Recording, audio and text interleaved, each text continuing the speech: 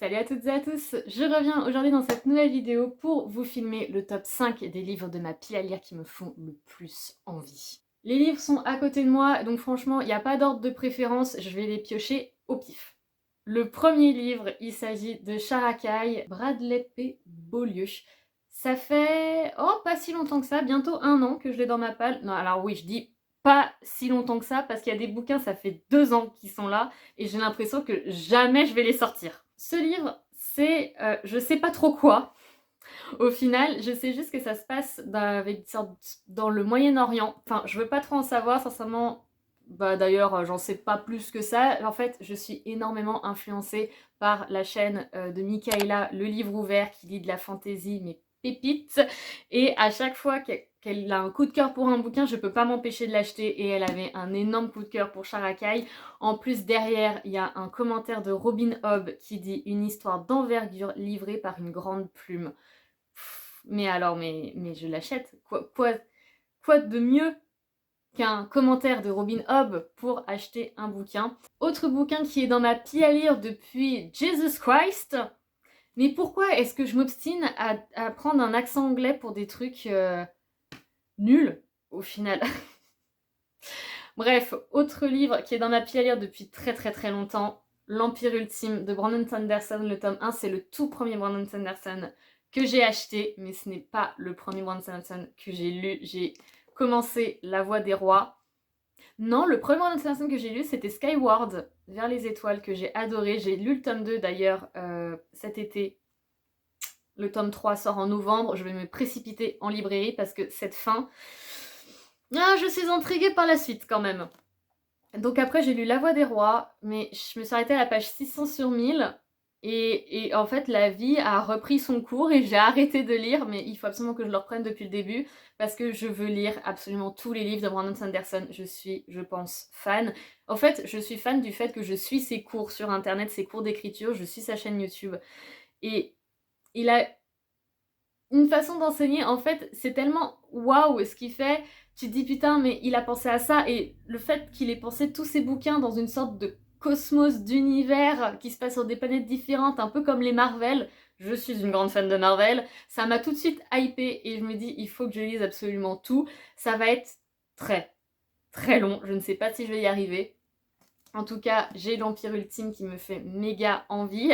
Autre livre de Brandon Sanderson qui a un achat tout récent puisque je l'ai acheté en août. Je l'ai vu, je l'ai pris, j'ai craqué. Il s'agit de Elantris de Brandon Sanderson du coup. Et ce qui m'a fait acheter ce bouquin, c'est le tout premier livre de Brandon Sanderson qui a été publié. Je crois que c'est ça, oui. Et la vache, les prix ont vachement augmenté sur les bouquins. Et ce qui m'a fait acheter le bouquin, c'est le fait que ce soit un one-shot. C'est-à-dire que ça, tu le lis, c'est fini. Il n'y a pas 1001 suites. Donc c'est vraiment hyper intéressant. Les one-shots en fantasy, si vous avez des recommandations de one-shot fantasy, dites-le moi en commentaire parce que j'en cherche. J'en ai marre de me lancer dans des sagas de 15 tomes. Je veux des one-shots. Ça c'est un one-shot, c'est un Brandon Sanderson. Quoi demander de mieux? Et là pareil, c'est Michaela de Le Livre Ouvert qui l'a lu, qui a eu un énorme coup de cœur pour ce bouquin. Je me suis fait, je dois l'acheter. Je suis très très influencée par cette personne, d'accord? De ce que je me rappelle, c'est une cité où en fait, quand tu as une douleur, quand par exemple tu t'es fait mal, tu ressens la douleur à vie. Et là, je me dis, avec tout ce qui m'est arrivé dans ma vie en termes d'accidents cons, ce serait affreux, mais affreux de ressentir à chaque fois que tu te fais mal, que tu te cognes le doigt de pied sur le coin d'un meuble, tu ressens cette douleur toute ta vie. Non mais quelle horreur! Et il y a une fille qui va rentrer dans cette cité pour épouser un, un roi. Oui, c'est ça, c'est un royaume. Donc pour épouser un roi, mais qui est déjà mort. Donc en fait, elle est veuve de quelqu'un qu'elle n'a pas épousé. Et il va se passer des choses, je sais pas trop quoi. Elle veut percer le mystère d'Elantris. Et elle va devoir rester à la cour. Non mais regardez-moi ça. Franchement, la carte est magnifique. On n'achète pas un livre pour la carte, ni pour la couverture. Mais ça y contribue beaucoup. Autre livre, c'est ma saga chouchou, mais je n'ai toujours pas fini cette saga. Il s'agit des Aventuriers de la mer de Robin Hobb. Oh my god, j'ai le cœur qui frétille, rien que d'y penser. C'est un gros bébé, je pense que c'est pour ça que je l'ai pas lu, parce qu'en fait c'est un intégral, donc il y a 3 tomes à l'intérieur. Et il me fait assez peur. J'aime énormément les aventuriers de la mer, il se passe énormément de choses. On suit une sorte de chorale de personnages, donc il y a un pirate, il y a une famille qui est un peu au bord de la ruine, il y a Alésia? Pas du tout, Althea. Voilà, donc il y a Althea qui est une fille du coup de la famille Vestris. Vestri. Ça va pas, hein, ça va pas du tout, hein, pardon qu'on se remette dans le bain. Hein. Bref, il y a Althea qui est une fille de la famille Vestri qui veut récupérer sa Vivenef. Les Vivenef, c'est une sorte de bateau fait en bois sorcier qui, avec la tête de proue qui est vivante. Et du coup, on se rend compte tout le cheminement qui se passe derrière les Vivenef, genre comment elles sont créées, d'où vient le bois sorcier. Il y a d'autres peuples un peu mystérieux qui viennent du désert des pluies, donc un endroit où il pleut jamais. Je viens de spoiler. Je vais le couper. Et bref, en fait, tous ces personnages ont un peu leur mission chacun de leur côté et il y a tout qui s'entremêle et c'est tellement satisfaisant et c'est ce que j'aime dans les romans où il y a plein de personnages comme ça, en sachant que chaque personnage est intéressant, chaque personnage a son caractère. Malta, c'est une petite peste mais qui en même temps est très intelligente. Althea, c'est un bonhomme, tu vois, c'est une femme qui n'est pas pour sa condition de femme. Elle veut être une marine, être marin, c'est mieux. Oui, la langue française, c'est toujours très compliqué. Et alors que personne veut parce que c'est une femme.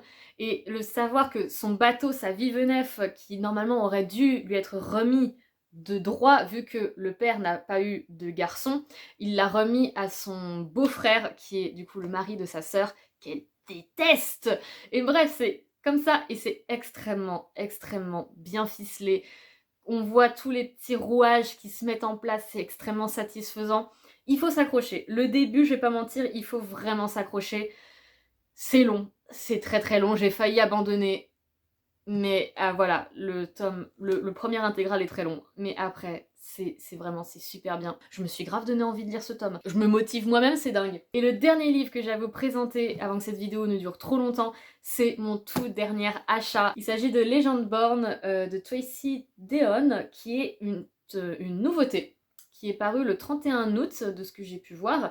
Et c'est un fantastique, cette fois-ci, qui se passe dans notre monde. Moi, je sens qu'il faut quand même varier, parce que là, j'ai présenté que des fantaisies.